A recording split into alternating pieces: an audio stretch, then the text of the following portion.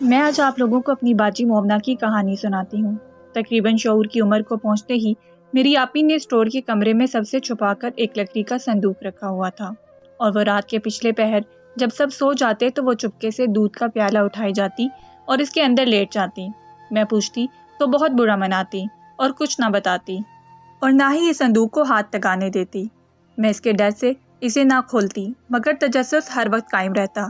ہم صرف 2 بہنیں تھیں، بھائی کوئی نہیں تھا۔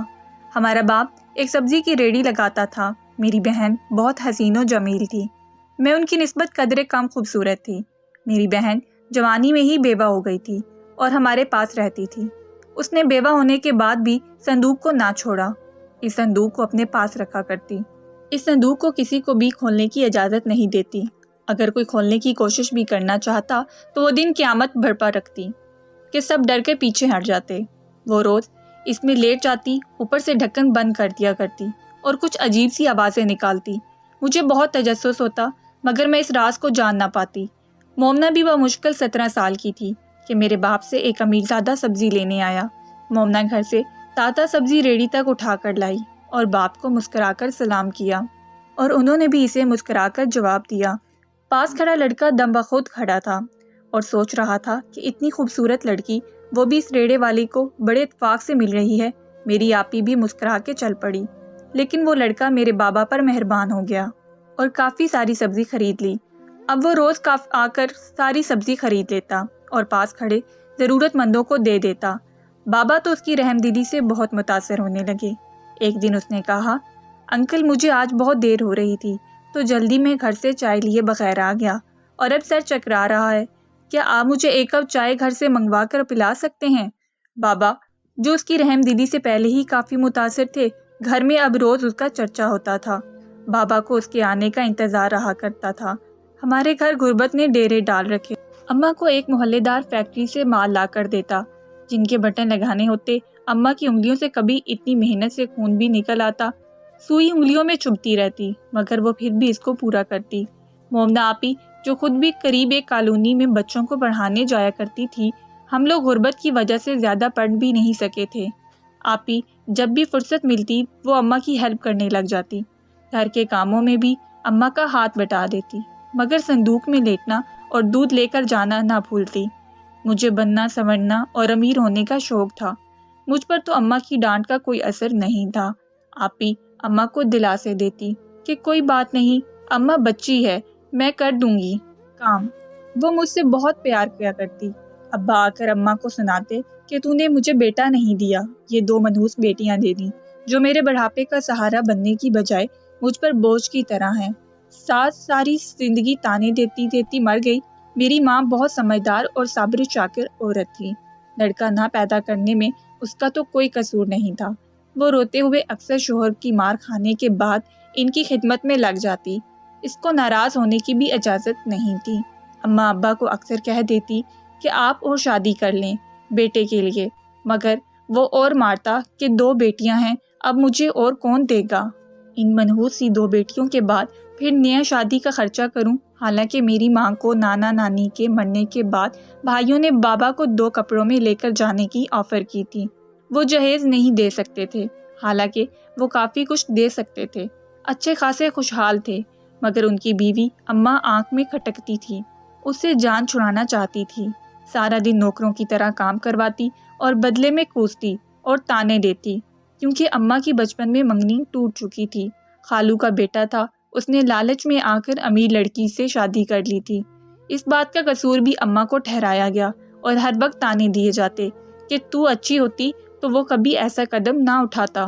اپنے شوہر کے دل میں ان کی طرف سے میلے کر دیے تھے کہ لڑکے نے اس کے کردار میں کمی پائی تھی، یہ نہ ہو کہ ہم کل کسی کو منہ دکھانے کے قابل نہ رہیں۔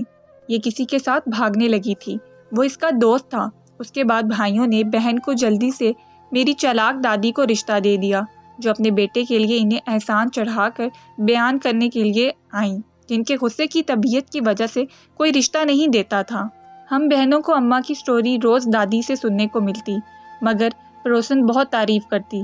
اماں نہ کردہ گناہوں کی سزا بھگت رہی تھی۔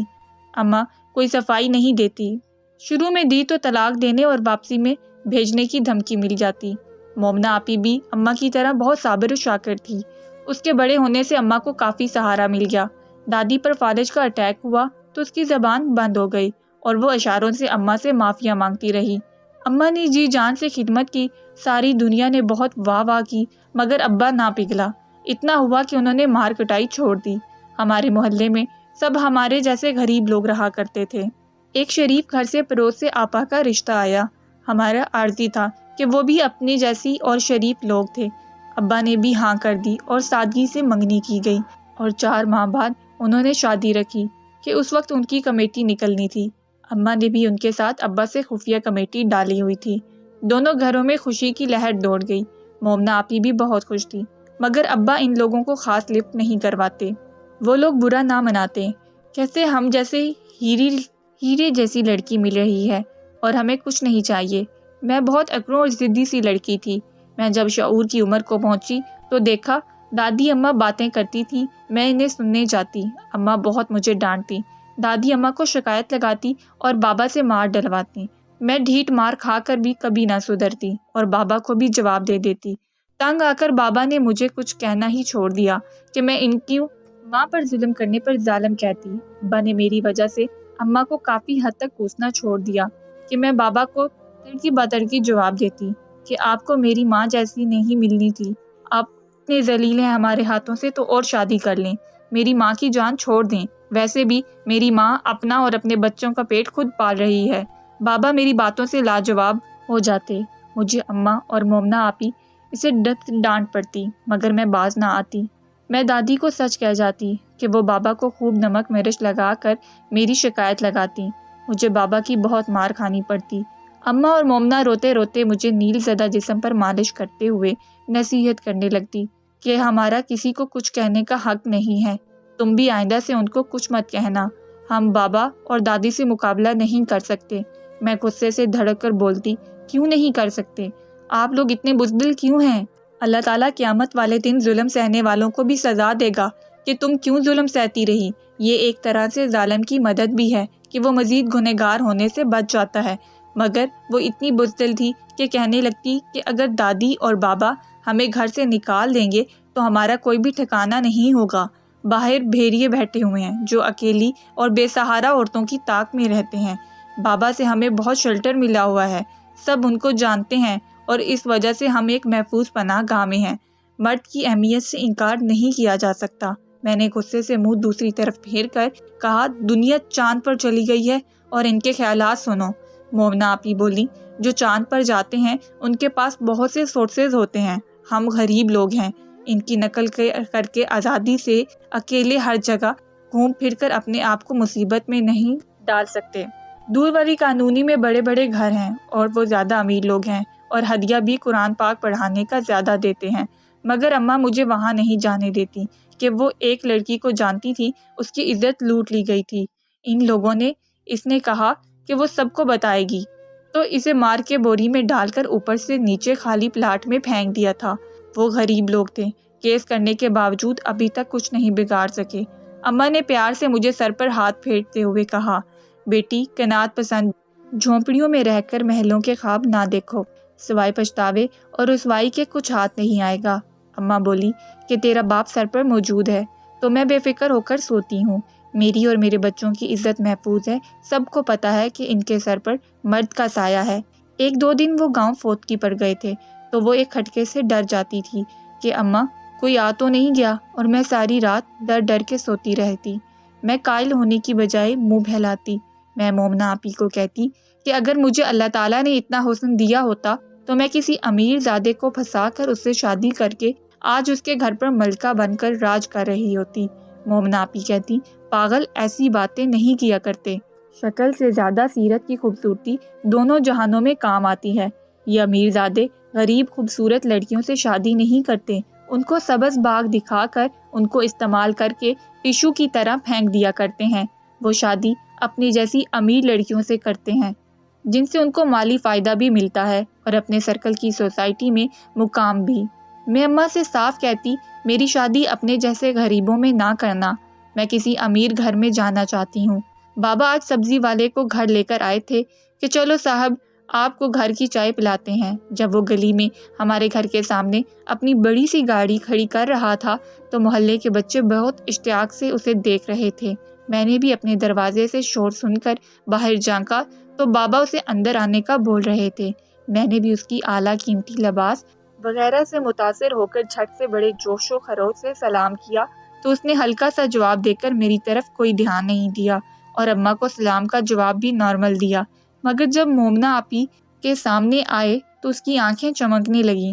بابا کی جہاں دیدہ نظروں نے اس کی دلچسپی کو بھانپ لیا اور بڑے شوق سے بولے، یہ میری بیٹی ہے۔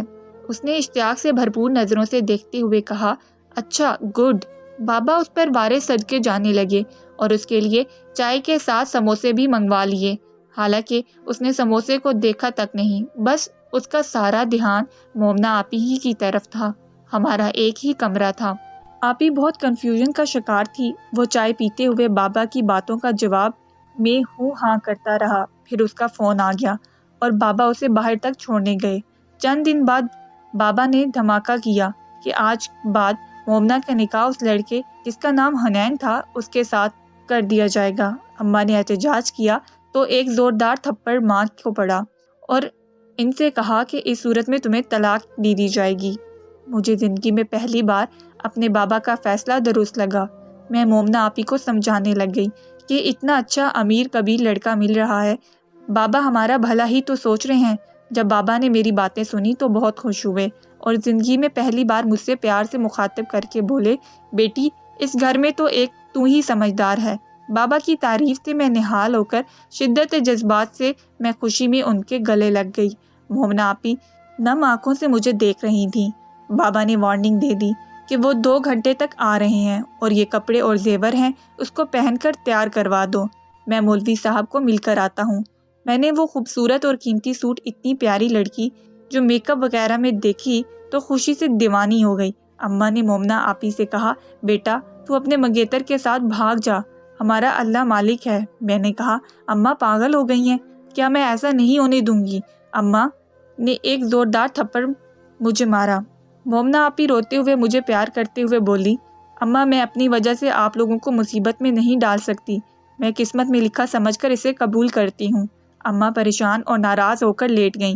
میں نے مومنہ آپی کو احساس دلایا کہ جلدی سے تیار ہو جاؤ ورنہ بابا آ کر اماں پر اور تشدد کریں گے۔ اتنے میں بابا گھر میں داخل ہوئے اور گرج کر بولے، ابھی تک تیار نہیں ہوئی؟ وہ لوگ گھنٹے تک آ رہے ہیں۔ میں نے جلدی سے کہا، بابا بس ابھی، میں مومنہ آپی کو تیار کر کے لاتی ہوں۔ اماں کو دیکھ کر بابا نے کہا، تم کان کھول کر سن لو، میں اس نکاح میں کوئی رکاوٹ برداشت نہیں کروں گا، سمجھی؟ میں ادھر ہی بیٹھتا ہوں، دیکھتا ہوں مجھے کون روکتا ہے۔ اماں نے کروٹ بدل لی اور منہ دوسری طرف کر کے خاموشی سے آنسو بہانے لگی۔ میں پورے جوش و خروش سے مومنہ آپی کو تیار کرنے لگی۔ میں میک اپ کی ویسے بھی بہت شوقین تھی۔ مومنہ آپی کا میک اپ کرتی بار بار ان کی آنکھیں چلک جاتی۔ آپی تیار ہو کر کسی حور سے کم نہیں لگ رہی تھی۔ وہ لوگ آ گئے، اس کے ماں باپ اور دوست تھے۔ نکاح ہو گیا۔ مومنہ آپی کے منہ سے بمشکل نکلا، قبول ہے۔ اماں خاموشی سے دور بیٹھی تماشا دیکھتی رہی۔ میں ہی ان لوگوں کے آگے پیچھے بڑھتی رہی، ان کی خاطر مدارت کرنے لگی۔ بابا محلے کی بیکری سے کافی سامان لے آئے تھے۔ ان لوگوں نے چائے بنانے سے منع کر دیا اور کھانے کی کسی چیز کو ہاتھ نہیں لگایا۔ صرف اس کے ماں باپ نے بوتلیں پی۔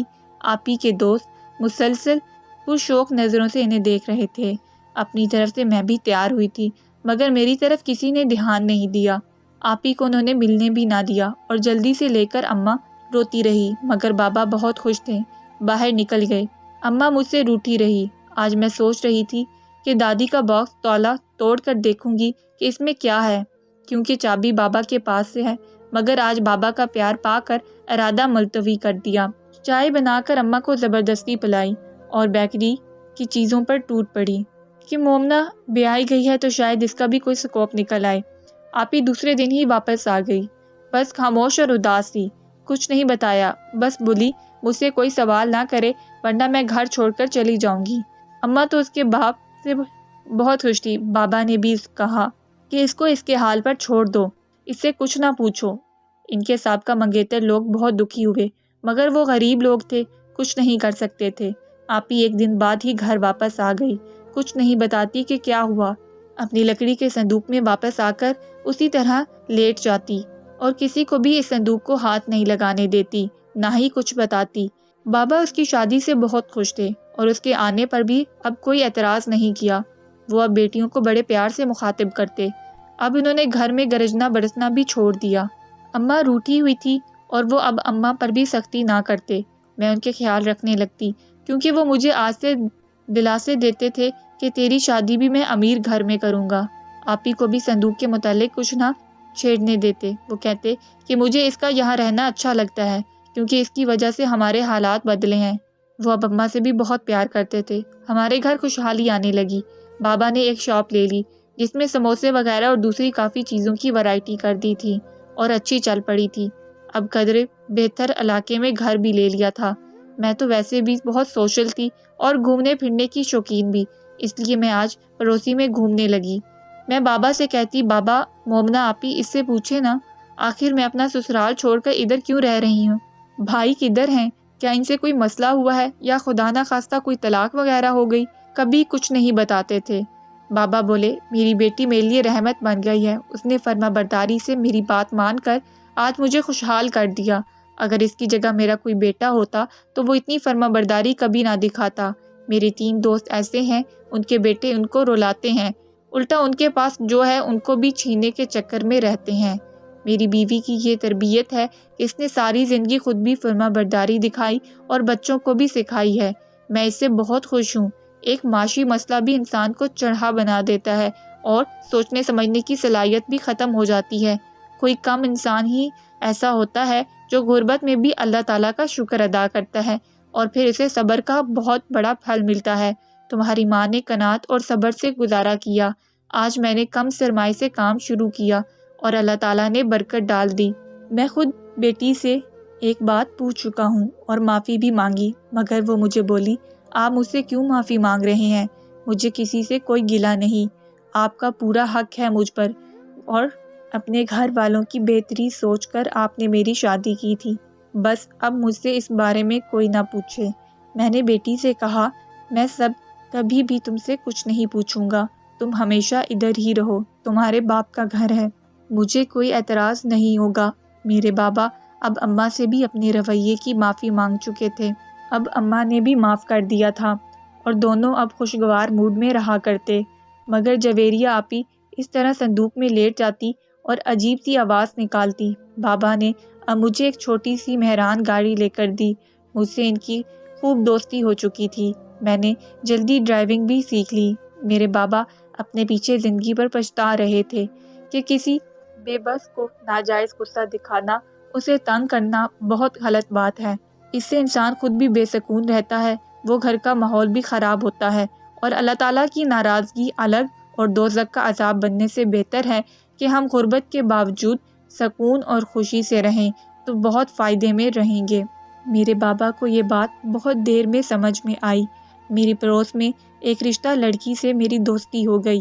ایک دن میں نے پختہ ارادہ کر لیا کہ میں اس صندوق کے راز کو جان کر رہوں گی۔ آپی بھی جب مجھے سوتا پاتی تھی تو وہ دودھ کا پیالہ لے کر صندوق میں لیٹ جایا کرتی۔ میں سوتی بن گئی۔ آپی نے جب صندوق سے تھوڑی دیر لیٹ کر جب واپس آ کر اپنے بیڈ پر آ کر سو گئی تو میں چپکے سے بیڈ سے اٹھی اور صندوق میں آ کر لیٹ گئی تو کوئی چیز میرے اوپر جیسے چڑھنے لگی۔ ڈر کر تیزی سے اٹھی تو دیکھا ایک ناگ سامنے پایا۔ میں تیزی سے چھلانگ لگا کر آپی کے اوپر گری۔ آواز خوف سے بند تھی۔ انگلی سے صندوق کی طرف اشارہ کیا۔ آپی پہلے تو مجھ پر غصہ ہوئی، پھر میری حالت دیکھ کر ناگ سے اشارے سے صندوق میں لیٹنے کا بولی۔ وہ فوراً لیٹ گیا۔ آپی بولی، اب تمہیں اس راز کا علم ہو گیا ہے تو کسی اور سے نہ کہنا۔ ایک ہی ناگ تھا جو سپیرے کے پاس زخمی حالت میں ادھر آیا تھا۔ مجھے یہ اچھا لگا اور میں نے اس صندوق میں چھپا لیا۔ سپیرا ڈھونڈتا ہوا آیا مگر میں نے اسے کچھ نہیں بتایا۔ اس دن سے میں اسے اولاد کی طرح پال رہی ہوں۔ یہ میری اولاد ہے، گھر والوں سے چھپا کر رکھا ہے ورنہ وہ اسے مار دیتے۔ اب تم کسی کو کچھ مت بتانا۔ میں نے بھی وعدہ کر لیا۔ میں مارکیٹ میں شاپنگ کر رہی تھی کہ مجھے اپنی آپی کی سسر نظر آئی۔ وہ ایک بڑی سی گاڑی میں سامان رکھ رہے تھے۔ پاس ایک ماڈرن میاں بیوی شاید اور 2 بچے بھی تھے۔ مجھے لگا شاید وہ ان کے ڈرائیور ہیں۔ میں پاس پہنچی تو انہوں نے مجھے دیکھا اور جلدی سے گاڑی میں بیٹھ گئے اور میرے سلام کا جواب بھی نہیں دیا۔ میں نے اپنی گاڑی چھوڑی، ایک और एक पास खड़ी ऑटो में बैठकर इनका पीछा करने लगी। जब एक खूबसूरत बड़े से घर के करीब पहुंची तो वो सब इस घर के अंदर चले गए। मैंने घर में किसी को इस बात का जिक्र नहीं किया। कुछ दिन बाद मेरी क्रिश्चियन दोस्त एंजीला की शादी थी चर्च में। मैं जब पहुंची तो दूर से देखा दूल्हा बना उसके साथ खड़ा हुआ था और जिनको माँ बाप बनाकर लाया था वो मुलाजम थे। मैं चुप कर बैठ गई और पास बैठी खातून से पूछा, क्या दूल्हा भी क्रिश्चियन है? मांस कर बोली, जाहिर है क्रिश्चियन है तो क्रिश्चियन से ही शादी करेगा। मैंने इसकी हकीकत जान चुकी थी मगर घर आकर बेचैन रही कि किसी को नहीं बताया। रात को आप ही फिर इसी संदूक में लेट गई। मैंने सिर्फ अल्लाह ताला के कलाम पर भरोसा किया। आयतुल कुर्सी, 4 कुल, अव्वल आखिर दरूद इब्राहिमी पढ़ा करती, नमाज की पाबंदी करती रही। अम्मा ने कहा, आज तुम्हारे बाबा ने मेरे साथ हुस्न सलूक से रहे हैं। बाबा ने फिर से अम्मा से माफ़ी मांगी। मैंने गुस्से से मोमना और तमाम घर वालों को सब कुछ बता दिया। शोहर का कल वलीमा था। मोमना आपी ने कहा कि हम सब उनके वलीमे पर जाएंगे और इस संदूक की हकीकत खुल जाएगी। इनके वलीमे पर हम पहुंचे मगर उससे छुपते छुपाते हम वहां पहुंचे और जब वो दोनों स्टेज पर बैठ गए तो आपी ने वेटर से कहा, इस संदूक को स्टेज पर ले जाओ। सब हैरान होने लगे, भाई भी। मोमना आपी को देखकर हैरान रह गया, उसका मुंह खुला रह गया। जब आपी ने कहा, सुने, मैं आपकी शादी के लिए गिफ्ट लेकर आई हूँ। अंजीला भी सब हैरत से पूछने लगे। मोमना ने गरज कर कहा, इसे खोलो। उसने जब भी संदूक खोला इसमें एक बड़ा सा नाग फंक कर उसमें से निकला और उसके गले से लपट गया। वो चीखें मारने लगा, बचाओ बचाओ। सब तरफ खौफो हरास मच गया। मोमना ने जोर से कहा कि अब बोलो, सच क्या है? मैंने इस नाग को बचपन से पाला है और इसे तरबियत दी है कि तुम्हारे जुर्म की सजा देने के लिए ये सिर्फ मेरा हुक्म मानता है। जब तक तुम सबको सच्चाई नहीं बताओगे ये गले से नहीं उतरेगा। किसी ने पुलिस बुला ली। दूल्हे के वालिदैन ने कहा कि इस लड़की को गिरफ्तार कर लो। दूल्हे के माँ बाप बेटे के लिए तड़प रहे थे। दूल्हे ने पुलिस को इस पकड़ने से मना कर दिया और कहा कि मैं सच बताता हूँ। उसने बताया कि वो इसकी खूबसूरती से मुतासर होकर इसकी इज्जत लूटना चाहता था मगर वो हाथ नहीं आ सकती थी।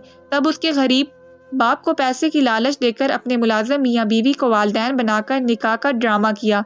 मौलवी को भी लालच देकर खरीद लिया। वो निकाह करके इसके दोस्त के फ्लैट में ले गया।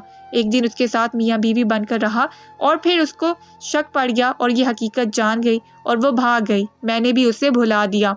अंजीला ने उसे थप्पड़ मारा। पुलिस ने उसे गिरफ्तार कर लिया। मोमना ने कहा कि ये नाग तुम्हारी तमाम उम्र तुम्हारे गले में रहेगा। मैंने बहुत मेहनत से पाला है, स्पेशल नाग वाले से इसकी ट्रेनिंग ली है। सच है, बुराई का अंजाम बुरा ही होता है। हमारी वीडियो अगर आपको पसंद आई है तो ज़रूर लाइक कीजिए। अपनी राय देना चाहें तो कमेंट्स में ज़रूर कीजिए। अच्छी लगी तो शेयर कीजिए और इसके साथ साथ अगर आपने हमारा चैनल सब्सक्राइब नहीं किया तो वो भी कीजिए।